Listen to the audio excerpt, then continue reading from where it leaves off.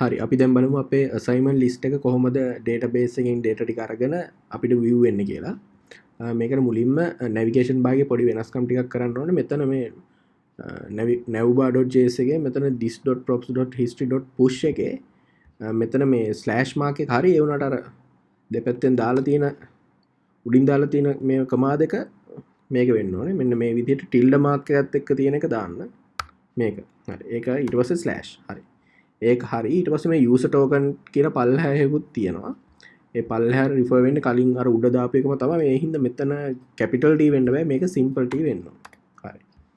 ඒ දෙක හදාගත්තෙන් පස්සේ ඊළඟට අපිට පුළුවන් app.js එකට අපේ දැන් assignment list එක ඇතුළත් කරන්න ඕනේ. ඒ කියන්නේ route exact path එකත් එක්ක ඒක දෙන්න ඕනේ. කොහාටද මේක route වෙන්න ඕනේ කියලා. හරි. assignment list එකේ comment එක uncomment කරගන්න මේ විදිහට. ඊට පස්සේ අපිට පුළුවන් මෙතන route එක දෙන්න. මේකම copy කරලා paste කරලා මෙතන profile වෙනුවට assignments. හරි. ඊට පස්සේ profile එක වෙනුවට assignment list. හරි.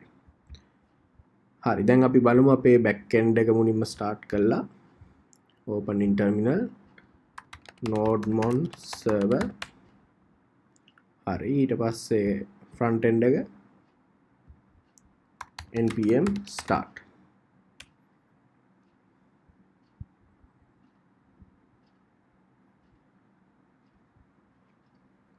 හරි. අපේ main page එකට ඇවිල්ලා තියෙන්නේ අර කලින් පාරක් මං කරද්දී login වුණාම ගියේ profile එකට ගියාට profile කියලා උඩ වැටුන්නේ නැහැ. ඒකම navigation bar එක වෙනස් වුණෙත් නැහැ. ඒකට හේතුව තමයි මේ user token එකේ අර අපි t අකුර වැරදියට දාපු එක. හරි. දැන් ඒ ඔක්කොම හරි. දැන් අපේ app එක හරියටම වැඩ කරනවා. හරි. දැන් login එක මම දෙන්නම්. අපි මේක ඇතුලේ තියෙන එකක්ම දෙමු.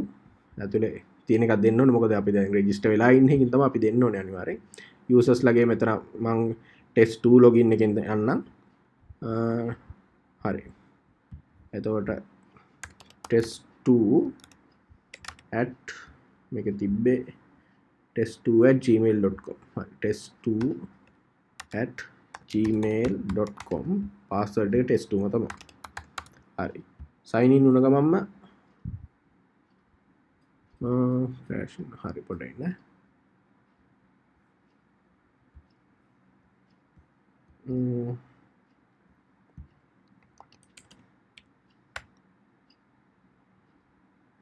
අපි ආයි පාරක් කරලා බලමු.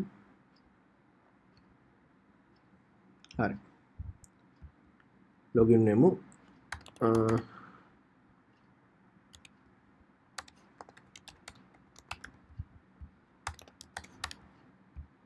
හරි. දැන් test2 එකෙන් අපි profile එක log වුණා. හරි. දැන් ඔයාලට පේනවා මෙතන home user තියෙනවා, assignment submissions තියෙනවා, assignment list තියෙනවා, log out කියලා තියෙනවා. හරි. ඒ කියන්නේ දැන් අපේ program එක හරියට වැඩ කරනවා. දැන් log out වුණොත් ආයි login වෙමු.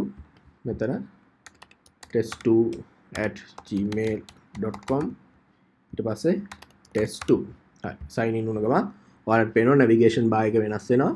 ඒ වගේම අපි profile එක ඇතුළට තමයි යන්නේ. හරි. ඒ කියන්නේ මේ user කියන එක ඇතුළේ තමයි අපි ඉන්නේ. assignment submissions තාමකුත් නැහැ. අපි ඒක හදලා නැහැ. දැන් අපි assignment list එක බලමු mongodb එකෙන්. හරි. assignment list එකට යන්. assignment list එකේ තියෙනවා දැන් documents දෙකක් තියෙනවා. එකක් තමයි application frameworks, අනිත් එක react කියලා මම නිකන් දාපු dummy data ටිකක් තියෙනවා.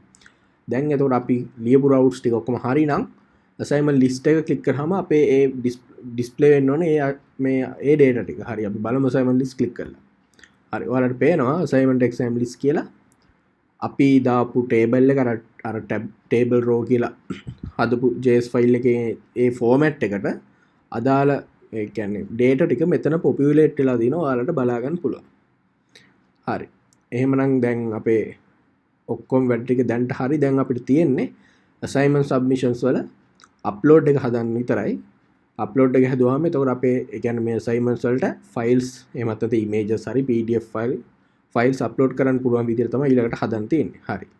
එහෙමනම් මම ඒකේ ඊළඟ වීඩියෝ එකෙන් කියලා දෙන්නම්. හරි. අද දැන් මේ වීඩියෝ එකේ කරේ ටෙස්ට් රන් එකක් වගේ එකක් විතරයි. හරි. එහෙනම් ඊළඟ වීඩියෝ එකෙන් ආයෙත් හම්බ වෙමු.